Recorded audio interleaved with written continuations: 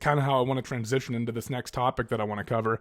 Khamzat Chimaev and Jack Hermansson recently just had a freestyle wrestling match where Khamzat won pretty soundly. Like, as early on, he lands a couple takedowns early on, gets up on points, and Hermansson does manage to get like to double unders, and the match kind of slows down as it moves on, and gets a takedown of his own. But even when he got the takedown, like, the movement of Khamzat Chimaev allowed him to get up on top. And all right, some background on this.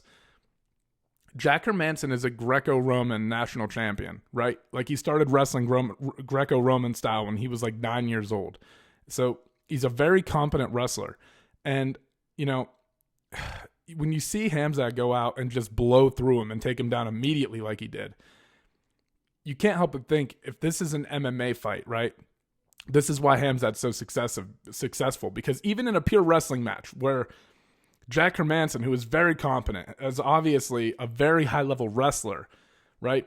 When they're in a match like this, Khamzat was still able to implement that early on. And when you start combining that with ground and pound, which he's very good at and stuff like that, that's what makes him so dangerous, right? So in a pure wrestling match against a guy who definitely knows what the fuck is going on in Jack Hermansson, he blew right through him immediately. Now, if that's a fight, it leaves you with the impression that,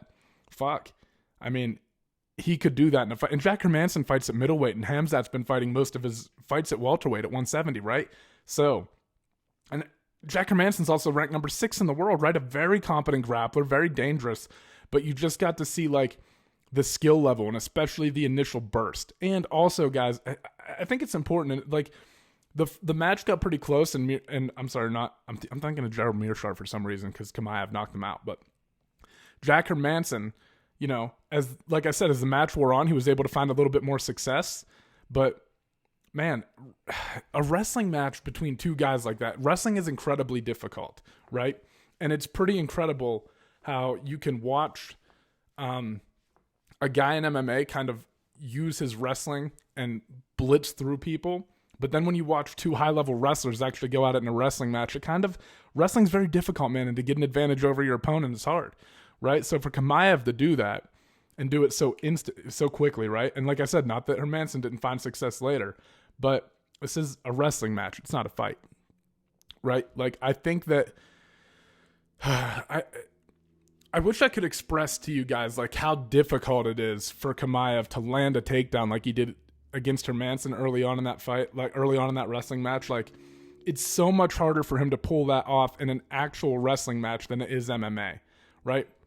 And also, when you change, like, rule sets in fighting and stuff in combat sports, like, one of my favorite examples is if you watch Gordon Ryan grapple against Pat Downey in a jiu-jitsu match. Like, I think jiu-jitsu is like a little bit more pure grappling, because you can go to your back and it's not over. Like, there's still a fight when it gets to the ground and you're on your back, right? Anyway, Gordon Ryan beats Pat Downey probably every single time they have a match, right? But when they did a wrestling match and Downey ragdolled him, man. Ragdolled Gordon Ryan. You know, you see what I'm saying? Like, wrestling is very difficult. So if you get two high-level wrestlers that are going at it, it's going to be much harder for Khamzat to get a takedown on him than it is in an MMA fight against most guys who don't have that background and who are preparing for other elements of the fight, like the kicks and the punches and all that shit, right? Like, it's gonna when you see Chimaev go in against a guy like Hermansson, who, like I said, Greco-Roman national champion in Sweden, right?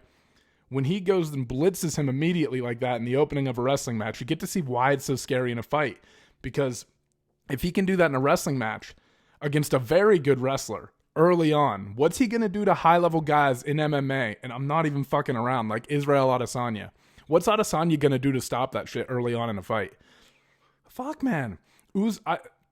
Also, unpopular opinion, I think Khamzat Chimaev has a better chance to beat Isreal Adesanya than he does Kamaru Usman, because Usman has a very strong wrestling base and he fights behind a jab, right?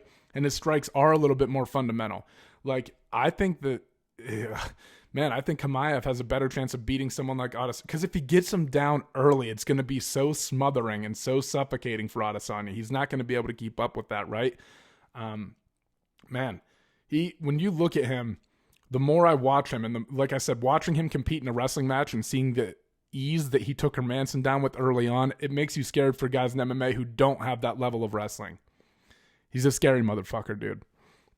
All right.